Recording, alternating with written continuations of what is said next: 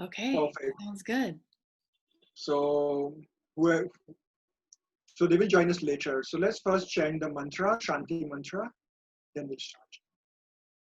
Sit, relax, close your eyes.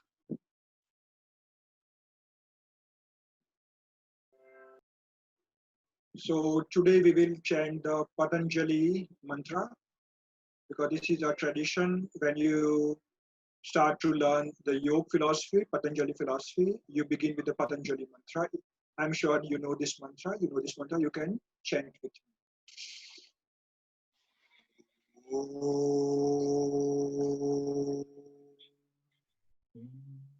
Yogena chittasya vadena vacha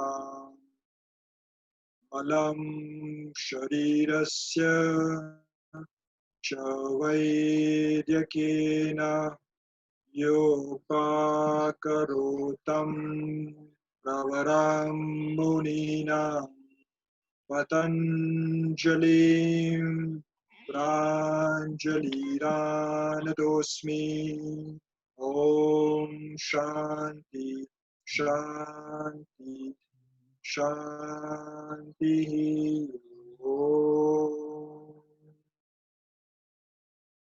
Beautiful. Thank you. Yes. Any of you know the meaning, the translation of the mantra? Cynthia ji, come on. You should know this. Miraji?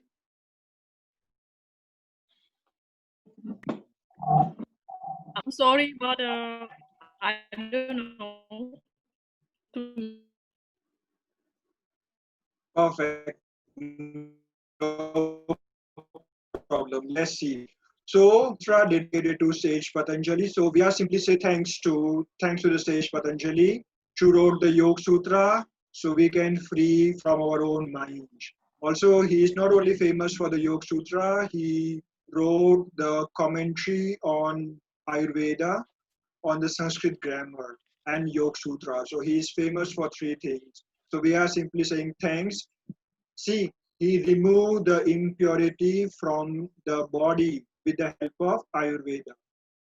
And with the Yoga Sutra, remove the impurity from the mind, Yoga Sutra. Remove the impurities from the language through Sanskrit grammar. So we simply say thanks to the sage Patanjali. Perfect. So today's topic is Patanjali's Yoga Sutra or the Ashtanga Yoga, or also be known as the Raj Yoga, Kriya Yoga. Yeah, so when I'm using the word Ashtanga Yoga, don't get confused between the Patabi Joy's Ashtanga Yoga, because he's also using the same name, Ashtanga Yoga, but the grounds of practice is different. Because Patabi Joyce, he's only using the Yama, Niyam, and Asan, mainly the physical exercise, the primary, secondary series. But Patanjali Ashtanga Yoga is a more like a philosophy along with the practice.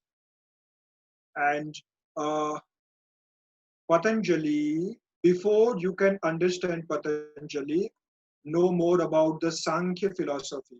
Because if you have no idea about the Sankhya philosophy, the concept of Purusha and Prakriti, Ashtanga Yoga or the Patanjali Yoga doesn't make any sense. So let me just give you some brief introduction of Sankhya philosophy.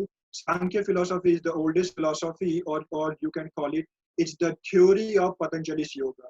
Patanjali Yoga mainly the practice.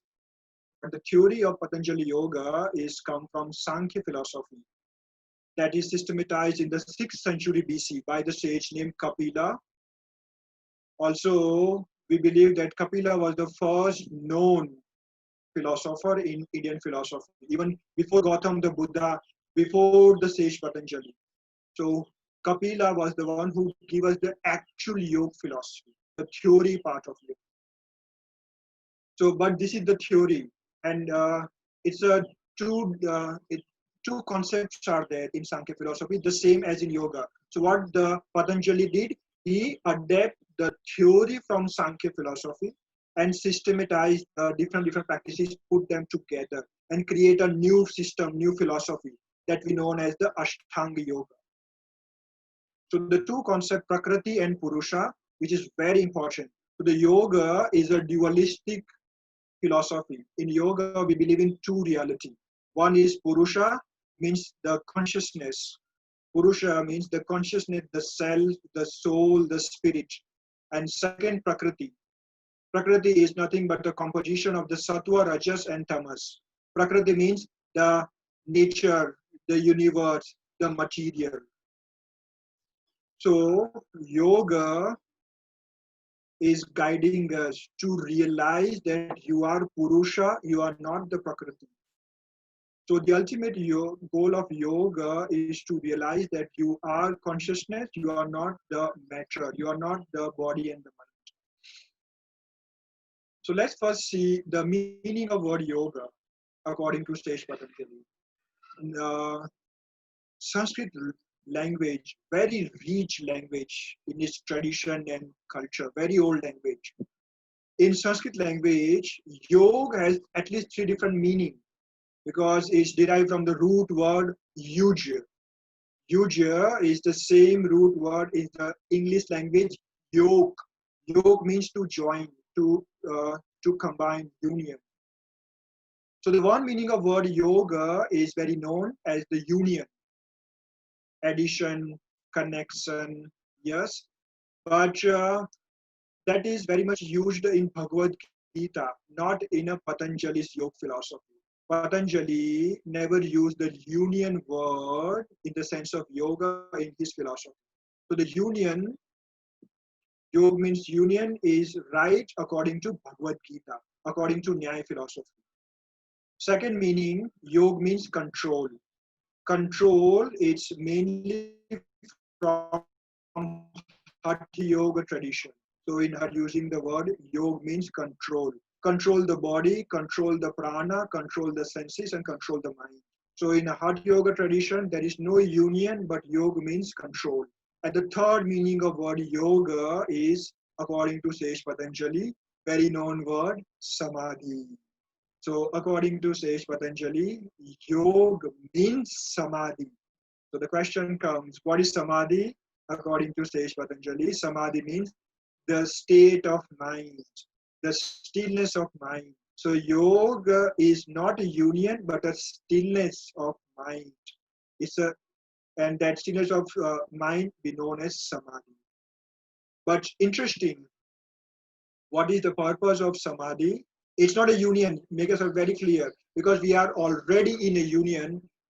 I am giving you the definition from the point of view Patanjali. Patanjali says we are already in a union. We don't need one more union. So the sage says yoga means samadhi and samadhi means separation. Kaivalya, we be known as the moksha. So yes, it's very strange when I discuss and when I tell students yoga means separation. They said no, but yoga means union. I said it's right. According to Bhagavad Gita, it's a union, perfectly fine. Union between yourself and the higher self, between you and the God. In that sense, you are right. But Sage Patanjali put it beautifully in the third sutra. Yoga means samadhi. Samadhi is a separation, separation from the body and the mind. That is we known as kaivalya, freedom, or free from suffering. Always remember, the ultimate goal of yoga is to separate the consciousness from the body and the mind. So you'll be free from the conditioning of the mind, free from all this existential suffering. So the yoga means samadhi, free from suffering. Perfect. So Ashtanga Yoga mainly systematized in the 4th century BC. We don't know exact date and we have no record evidence about the sage Patanjali. There are many stories about the sage Patanjali who was the half man and half snake and come from a heaven with all this knowledge. He was flexible. All those stories are there. But as a scholar, you must believe in evidence. We don't find any evidence about the particular date about the sage Patanjali. But the language of the sutra, the language they use in a sutra very much come after Buddhism. So we know the exact date of Gautama the Buddha, the 6th century BC. So we believe that this is very much systematized in the 4th century BC, because honestly, yoga is nothing but the expansion of Buddhism. Of course, they have the conflict between the yoga philosophy and Buddhism. But if you can ask me at the personal level, I see the yoga and Buddhism at same. They talk about the same thing, but the grounds of practice is different. But from the theory point of view, it's very much similar. They all talk about the moral ethical life. They talk about control the mind, and they talk about samadhi and ultimate goal, freedom, liberation, nirvana, or the moksha, or the kaivalya. 4th century BC. So the sage Patanjali realized that we humans need a practice. So what he did, he systematized all this yogic practice, but it doesn't mean that he's the one who originated all this yogi practice, but he's the one who collected all those different practices and put them together. So he's the one like a genius. He's the champion in one particular philosophy. So that's why the credit goes to sage Patanjali. Before Patanjali, the practices were already there, but not in the form of systematic philosophy. So he systematized this yogic philosophy or the Ashtanga philosophy in the form of sutra. You may have heard many times word sutra, right? What is the meaning of word sutra? Yes, yogis, come on. Sutra means,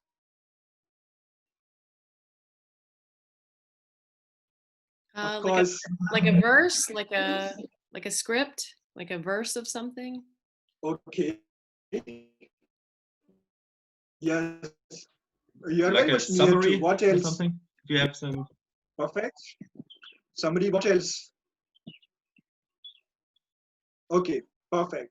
So the sutra literally meaning a short, concise, cryptic statement. It must be very short. Mantra could be long. Verses could be long. 2, 3, 4, 5, 6 lines or a whole page. But the sutra must be very short. Only few words, put them together. So the sutra is a short statement. Is a very cryptic. Yes. And it's not easy to decodify it. So the question comes, why Patanjali needed to give his philosophy in the form of sutra? Why short statement? Why not long statement or big bull written down everything? Because at the time in India, 4th century, 6th century BC, there was a written tradition. But yogis believe that the knowledge must not be write it down. The knowledge must be memorized. The wisdom must be memorized.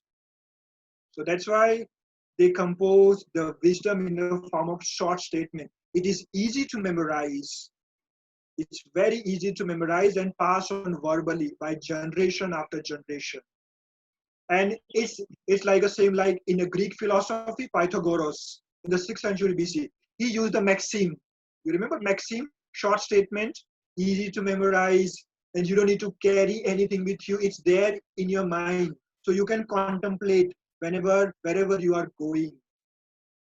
So even till today, if you go to any ashram and you request the teacher, the guru, I'm interested to learn about the Yoga Sutra. Teacher says we are going to repeat, chant, recitation the Yoga Sutra again and again. But I don't understand. I don't know the language. It's perfectly fine. By the repetition, by the memorization, you will understand everything. And personally, it took me 1 year time to know this 195 short statement. Yes, so the number of sutra is 195. Yoga Sutra are 195. That means on a A4 size paper, you can write down all those 195 short statement on an A4 size paper. This is the whole yogic philosophy. Imagine how genius these people were. On an A4 size paper, the whole philosophy. So the question comes, if they are very cryptic, if they are written in a very secret way, then how we can learn? So the question comes through commentary. So after 500 years of sage Patanjali, there is a commentator named Ved Vyasa. So what he did, he wrote the commentary on Yoga Sutra. What is commentary? Commentary is nothing but a systematic explanation of the sutra word by word. So that means he decodified the sutra word by word and wrote the commentary. So because of this commentary, now we can easily understand the Yoga Sutra. So some scholars believe that Ved Vyasa is none other than Sage Patanjali. So the Sage Patanjali wrote the Yoga Sutra, and after Yoga Sutra, he wrote the commentary. So the people easily can understand. So after it's like more than 2000 years, another interesting thing happened. Sutra commentary. In the 5th century, 9th century, 11th century, 14th century, 18th century, there was great scholars who wrote the sub-commentary on commentary. So right now in the market, if you go and buy any Yoga Sutra book, you will find that original Yoga Sutra, it's a like a original text Yoga Sutra, 195 short statement, and then the commentary. It's like a canonical text. You cannot change the Yoga Sutra and the commentary by Ved Vyasa. But there is a little bit chances that you can add your knowledge in sub-commentary. That's why in the market there are so many sub-commentaries and commentaries available, so much confusion. So I have 2 books to recommend you if you are interested to start, begin with. Small little book, Yoga Sutra of Patanjali by Sita Nambiar. It's a word-to-word translation of the Yoga Sutra from Sivanand Ashram, Rishikesh. So we learn from this small text. I find it very beautifully. Valentine, which one you have? By whom? Ah, it's from Shriram. Perfect. This is also good. So you try to read it? Yes, but it's always one sutra and a small commentary. Perfect. So try to read it many times, not only one time, many times. Yes, Cynthia-ji. Also you have from Swami Vivekanand. Yes, this is also very known commentary, because in Rishikesh, when you're doing your teacher training course, 300 hours, yes, school will give you. So we are going to discuss from this one particular book. Another very known, very small. This is Patanjali Yoga Sutra by Edwin Bryant. This is for the teachers and the scholars who are very much deep into Yoga Sutra. I personally found it very interesting. So when you have time later years, after reading many commentaries, you can end with this. You will love this. This is a wonderful, I found it, the commentary and sub-commentary. So what he did, he combined all the sub-commentary with a simple explanation. He's a great scholar, Edwin Bryant. Also, if you have time, you can listen his videos on YouTube, Edwin Bryant. Yes, so this is Yoga Sutra. So let's talk about what this sutra contains. So this sutra contains purely the practice of samadhi. Patanjali divide his sutras in practice that we know as the Ashtanga Yoga, 8 practices, 8 limb practice, Ashtanga, 8 limbs practices together. Make yourself very clear. These are not the steps. These are not the steps you have to conquer, master one by one, but you have to practice all the limbs together simultaneously. So what are these 8 limbs? The 8 limbs are yama, niyama, asana, pranayam, pratyahar, dharana, dhyan, and samadhi. So let's first see what is yama. It's yama, not yamas or yama, because problem with A, it's same like yoga and yoga, same like yama and yama. So let's first discuss yama. Yama and niyama, which is a very basic foundation. Without yama and niyama, there is no Ashtanga yoga. But people are interested more into third limb, asana. Imagine if you only practice your one limb, that means you very much practice your one limb, right? So what will happen? Your one limb will grow, right? Other limbs will remain as it is. It doesn't look good. So to complete grown up, you should practice all the limbs together. First, yama. Yama is nothing but a social code of conduct, restrainment, things you're supposed not to do. You remember 10 commandments, Moses, 10 commandments, do and don't. So in the same sense, yama, don't, refrain, restrain. First, yama is, I think all of you know, so that's why I'm going very quick into. First is non-violence, amazing concept, ahimsa. That means not to harm any living being at the mental level, at the speech level, at the action, physical level. Stay away from harming, injury, any living being in all the conditioning, directly, indirectly. Yes, you must not, you must practice non-violence in all the levels. Even if you have time, you can watch this beautiful film named Gandhi, and film name is Gandhi, 1982 by Richard Attenborough.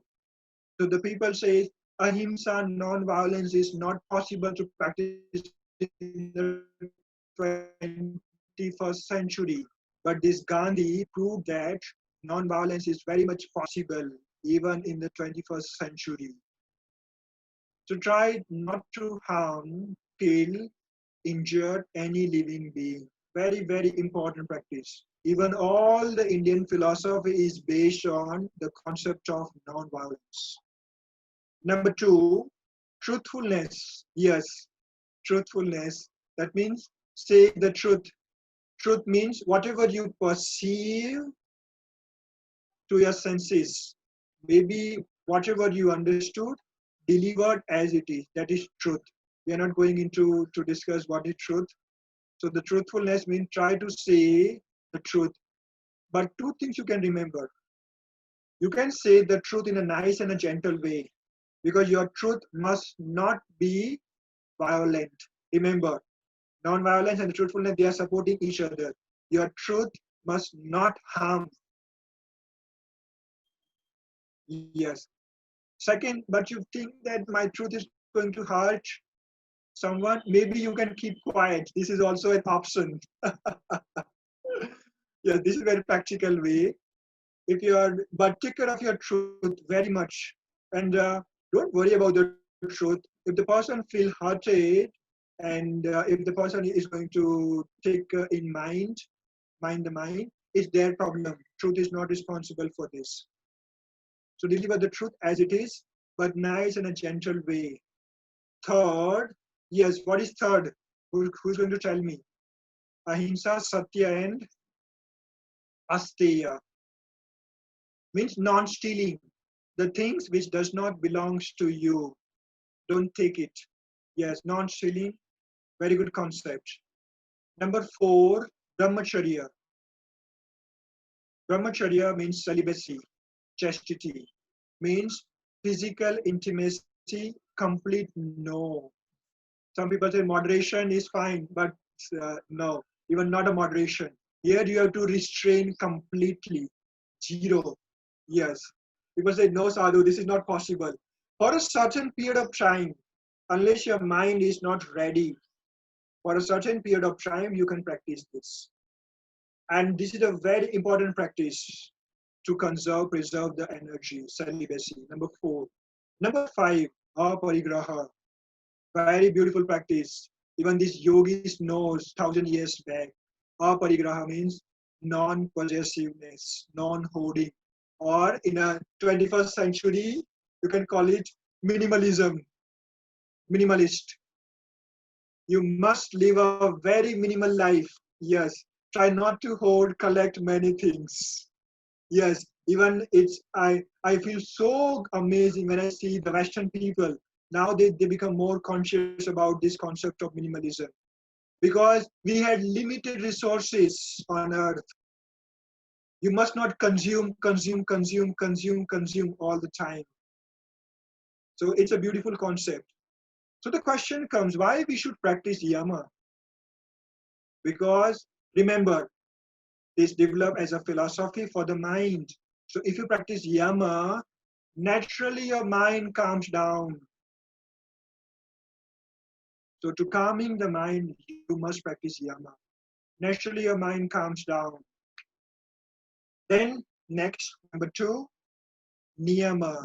Niyama is a self-discipline, personal code of conduct. This is very personal. So the yama is social, niyama is personal. Yama don't, niyama do. Do with positive state of mind. So the first niyama is saucha, cleanliness, piousness. You must, it's or you can say it, hygiene, personal hygiene. You must take care of your cleanliness, hygiene, your room, your house, your surrounding, yes, your environment. You should be careful. Also, at the physical level, good food habits. Yes, take care of your personal cleanliness. Also, you remember in a modern psychologist, this is if you are depressed, stressed, make your bed, make your room clean. If your room, your surrounding is clean, very much systematic, inside changes happen. So in that sense, cleanliness. Number 2, santosh, very good concept, contentment, self-satisfaction, be content, but not easy to practice because all the time discontentment. So be content with discontentment. It's a virtue. You must practice it. It doesn't mean you should accept all the condition as it is without trying. No, put your effort, try, get it, but accept the result. Appreciate whatever the life throws at you. Accept and appreciate. Be content with discontentment. It's an amazing practice, believe me. If you know this one art, it's like you are going to be the most happiest person. You are going to be your best friend again because you are content with your own self. This is number 2, santosh. Number 3, yes, tapas. Tapas, not the food, Spanish food tapas. But here tapas means 2 meaning. One is discipline. One is discipline. You must be disciplined in your practice. You must be disciplined towards yourself. Also, another meaning of tapas is fire, the fire of discipline, and austerity. Means bear the duality of the world. Whatever the world throws at you, bear it and be content. It's not easy, not easy, because world is full with duality, pleasure, unpleasure, happiness, sorrow. Today, day and night. Today is my day amazing. Tomorrow is going to be a sad day. Yesterday was very good. Today I'm not feeling good. The world is full with duality, ups and downs. Bear it. This is third. Make yourself very disciplined. It's very important. All this, the changes in a life begins with only one word: discipline. But you say, Sadhu, I don't like this word. Discipline means a bondage. No, we need to be disciplined. Why not? Even see, you train your dog, yes, at home. You make them disciplined, yes. You like to be disciplined someone else. But when the things comes to you, I don't like to be disciplined. I don't like all those things. But you want other people to be disciplined. But the things comes to you, say, no, this is not for me, but this is for you. Very personal practice. This is the secret in all this practice. Because I'm very disciplined. Discipline means in a positive way, right? Achieve the things through discipline, through your habits. Number 3. Number 4, swadhyaya, self-study. Here 2 meaning. self-study, sit with yourself, self-contemplation, introspection. One meaning. Second meaning, read. Read the scriptures, read the Yog Sutra, read all those amazing religious text scriptures. Read them again and again, again and again, again and again. So you can understand it. Swadhyaya.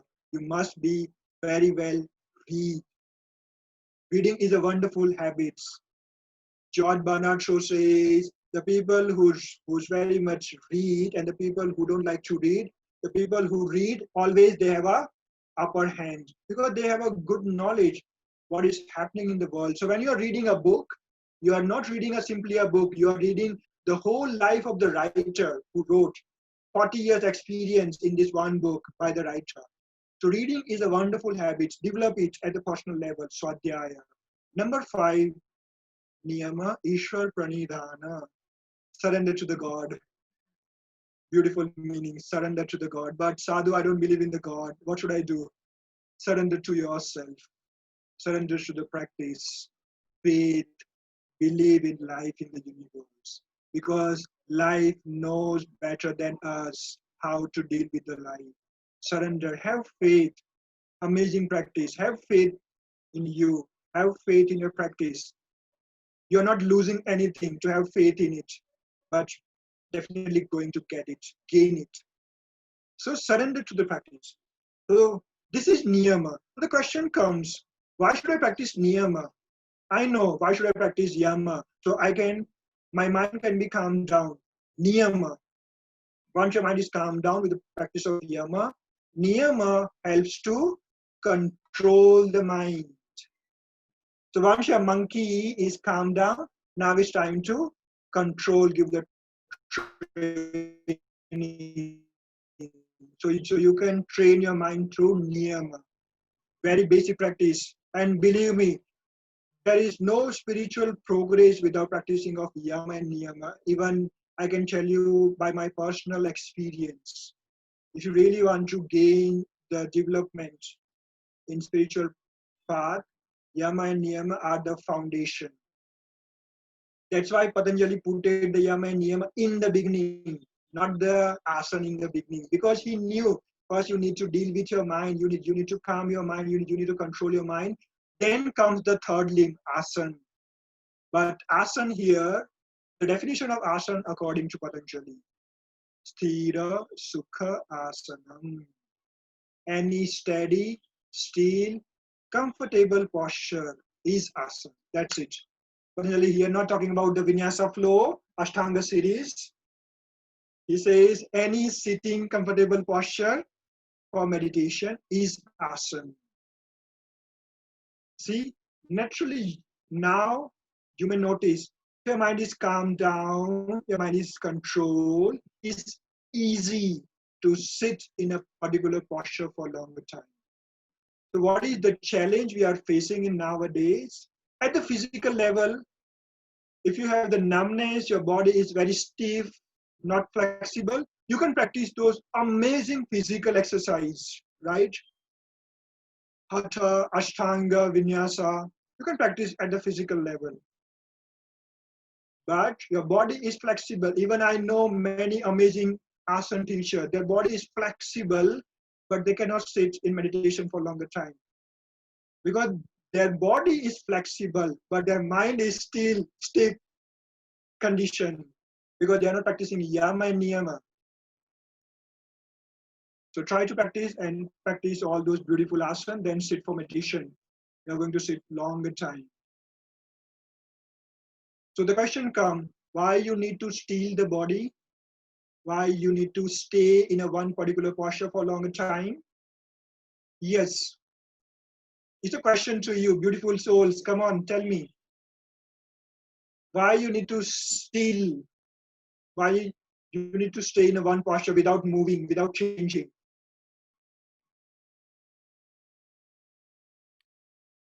Well, I tell people who start meditation that they can't focus on meditating if they're worrying about their body. Like your foot's falling asleep, you're hunching over uncomfortably. You can't possibly calm the mind if your body is still moving like this. Absolutely, absolutely. Yeah. So if your body, there is a movement in the body, mind gets the chance to get disturbed, distracted. So when your body is still, no movement, your mind is bound to come and sit with the still body. So through the still body, you are controlling the mind who's restless. But there is no movement in the body, your mind has no option to come and sit with the still body itself. So the still body helps to stabilize the mind. And if the mind is still with the practice of yama and niyama, it helps to still the body. So they are supporting each other. They are interconnected. So we need to take care of your body at the same time your mind. So yoga is a science. Remember this. Yoga developed as a science, science of the body and science of the mind. We have asanas to take care of the body. Now it's the fourth limb comes. Pranayam. Yes. So your mind is calm, your mind is controlled, you can sit in a comfortable posture. Now it's time to steal the prana, steady the prana. But in Yoga Sutra, Patanjali is not describing or telling us to practice this Kapal Bhati, Bhastrika, and all those amazing pranayam practices, because this is from Hatha Yoga tradition. Here, according to Patanjali, pranayam means focus, calm the prana, that's it. Calm the breath for meditation, that's it. This is prana. So now your body is still, your prana is stable. Now it's time to practice the fifth limb, which is a very important limb, pratyahara, literally meaning withdraw the senses. How many senses we have? Total senses in yoga. Total number of senses. Yes.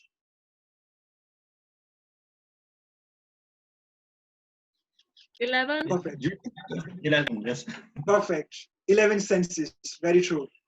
Now we know there's 5 senses, 6 senses, but in yoga we added 5 more senses, because in yoga we like to add more things. So we added 5 more senses, total 11 senses. So the 5 senses all we know. The sense of perception.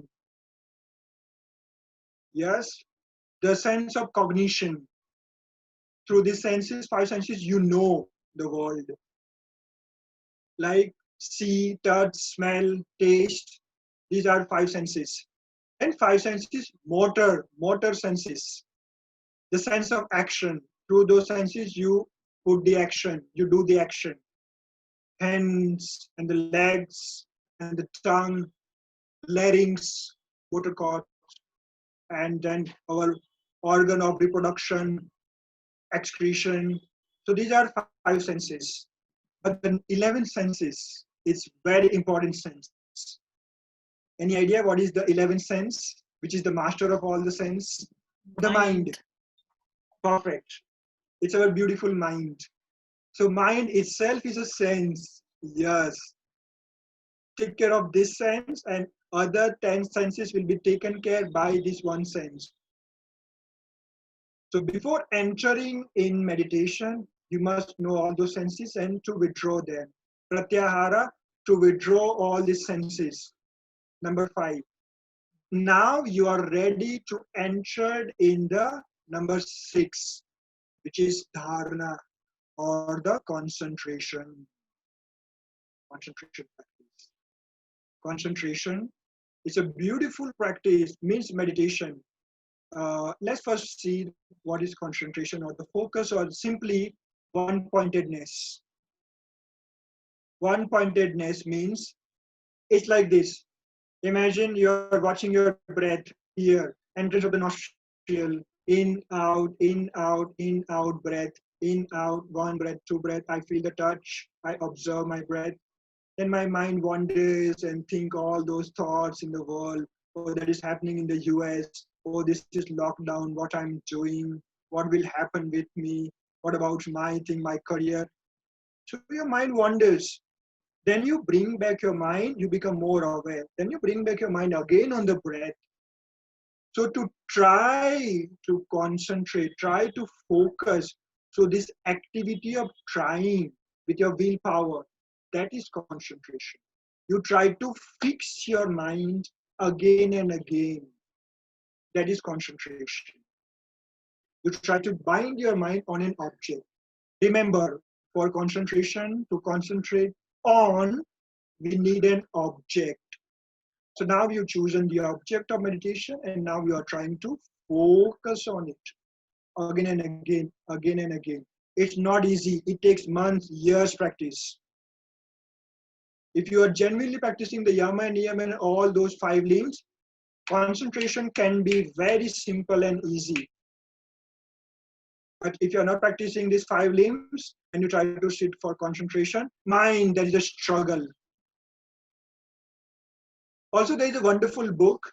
There's 2 books, Concentration and Meditation by Swami Sivanand. You can try for concentration practice. But you say, Sadhu, I'm not very spiritual person. So which book I should read? There's a one book named Focus itself. Book name is Focus. Focus by Daniel Goleman. He wrote a wonderful book on focus, how our mind works, how to be more focused in our day-to-day life. This is nothing but a concentration practice, but more scientific way. The book name is Focus by Daniel Goleman. Focus, the hidden driver of excellence. See the beautiful title, the hidden driver of excellence. If you really want to achieve the excellence in life, more focus. He said, no. Our mind is not made for multitasking. Yog said the same thing. Mind is not made for multitasking. But we are modern people. We said, I like multitasking. We said, no. This is not a good way to focus the mind. You can do the multitasking, but you really want to go straight inside deep, you must be focused one thing at one time. So this is concentration.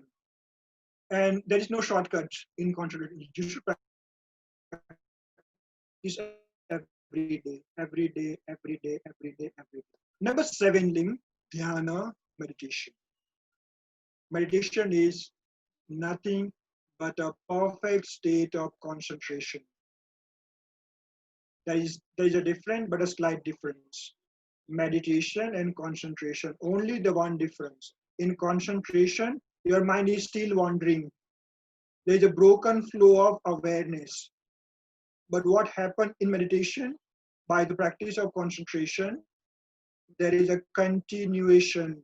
There is an unbroken, uninterrupted flow of your awareness towards the object of meditation. That is meditation.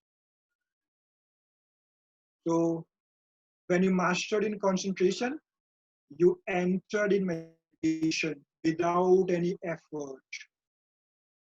That means you try to focus on the breath, and you and the breath remains for hours and hours without any break. Your mind is not wandering. You and the breath flow. That's it. And that flow, also you may have noticed some painters, some musicians, some writers, they just sit and go in one flow. So they entered in flow. So any state of flow, you can call it meditation. Any state of flow is meditation. That means only the subject and the object remains and the whole world disappears. That is meditation. And but Sadhu, I am interested in meditation. I'm not interested in concentration. No. Meditation is not different than concentration.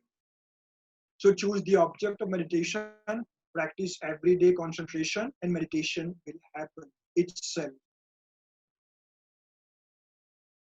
So number 8 limb, beautiful. So we are at the 8, samadhi. So now you achieve the flow. Now it's time to enter in samadhi. Samadhi is not different than meditation. Samadhi is the perfect state of meditation. Or in one word, samadhi is the stillness of your mind. But there is only one difference between samadhi and meditation. In meditation, it's like this. I am aware of my breath. I am aware of my breath in and out. I and the breath remains in meditation. But what happened in meditation? The I, the subject, drop. The I merge in the object. It's like this. Only the awareness of breath remains. The I merge in the object. There is no I in Samadhi. That's why there is no time in Samadhi. Meditation, there is a time. But in Samadhi, there is no time. That's why when you entered in Samadhi and when you come out from Samadhi, you have no idea how much time you spend in. Because it's your mind who's aware of the time. So when your mind is merged with the object, when your mind sees, stop, there is no someone who can measure the time in Samadhi. This is exactly as the state as deep sleep. There is a slight difference between deep sleep and Samadhi. They are similar state of the mind. But only one difference. Even in deep sleep, you have no idea. 3-hour deep sleep or 4 hours deep sleep, you have no idea. When you come out from deep sleep, oh, I had a deep sleep. But in deep sleep, you had no idea. Same like when you come out from Samadhi, oh, I was in Samadhi. What is the main difference? In a deep sleep, still your mind is active. After deep sleep, you remain the same. You remain the same person. But what happened in Samadhi, you realize who you are. Your nature change. This is Samadhi, the state of mind and the goal of yoga. So we did all those asana, yama, niyama, meditation and all those blah blah for practices just for Samadhi. So if you are practicing Samadhi, then only you can call yourself a yogi. If you're practicing the 8 limbs together, then maybe you can call yourself a yogi. That means the person who's practicing Samadhi, the person who's practicing Yoga Samadhi, in that sense you are yogi. But if you practice only the asana or pranayam, you are yogi, but you are part-time yogi. So make yourself very clear. Try not to become a part-time yogi, full-time yogi. All the limbs together. People say yoga is a lifestyle, is the way of life. But what lifestyle? Lifestyle of yama, niyama, asana and pranayam. How to deal with the world, how to perform at this personal level, how to see the world. B.K. Iyengar put it beautifully about the yoga. He says, yoga is not going to change your perception towards the world, but it's change the perceiver who perceive the world. You change, the world remains. It's very simple, not easy to practice. But if you practice 110%, it's a guarantee Samadhi, free from suffering. So yoga talk about problem, but at the same time, it's offering us a wonderful solution. And the solution is Ashtanga Yoga, the complete way of life, the view, the lifestyle itself. But you say, no, Sadhu, this is not possible in the 21st century. How you know without trying? Try it. Try to put it in your day-to-day life. Then see it works or not. Unless and until you are not going to experience by your own self, it's just a theory. It's just a blah, blah, blah, talk for hours and hours. Try to put it in your daily practice and then see something has changed. Also, you know, the beauty of Ashtanga Yoga, you don't realize that something has changed in you. But the people around you, they see the changes in you in a natural way. So this is the beauty of Ashtanga Yoga. Your mind change, your body change, the whole world change by itself. No, but Sadhu, let me change the world first. Then I'll be changed. Of course, you can change the world, but without changing you, how can you going to change the world? So whatever the disturbance, anger, violence you are seeing in the world is nothing but a reflection of your own individual. You change, the world change. You are in peace, the world is in peace.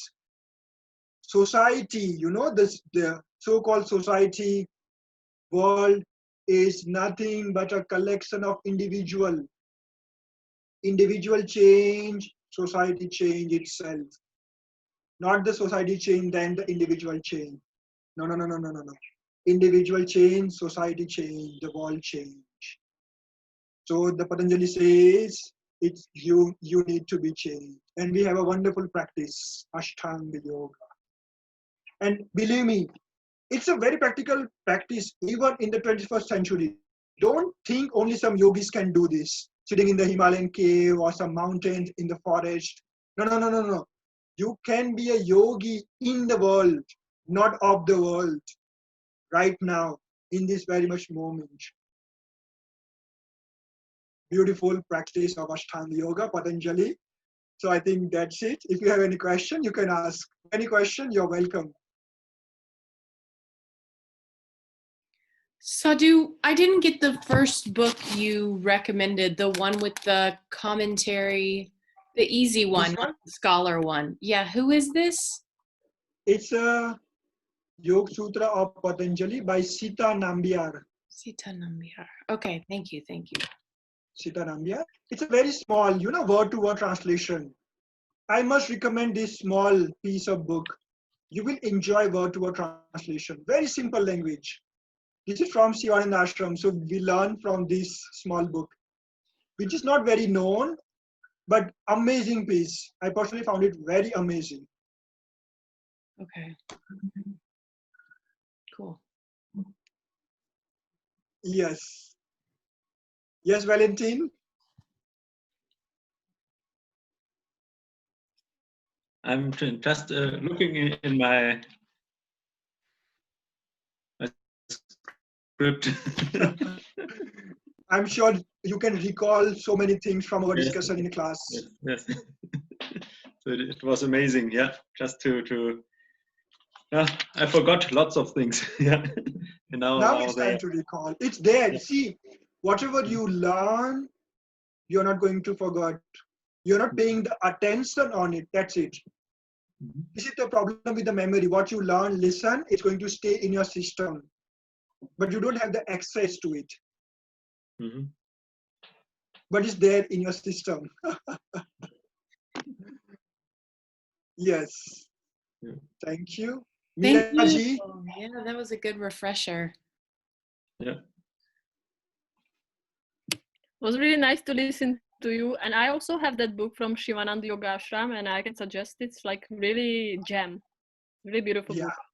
it is gem. Very true. Energy? Would you like to say something?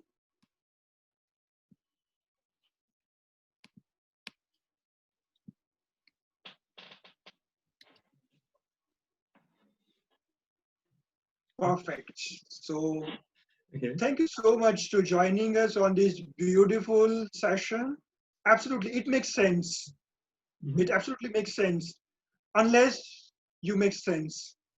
So Ashtanga Yoga and all those practices are for just to listen, contemplate, try to put it in practice. But one word remember, to know the path is too different than to walk on the path. So we know all those paths, but we don't walk on the path. Unless you don't walk on the path, you don't get there. So try to put it in practice. That's the only one thing I can say at the end. Practice, practice, practice. Everything will come. Patabi Joyce used to say. So thanks for joining. And I wish you all the wonderful time, all of you, beautiful souls. And please take care of you. And so amazing to see you. Thank you. Thank you Thank very you. much. Good to see you. Thank you, Sadhu. Thank you, Take G. care. Thank Thank you. you, everybody.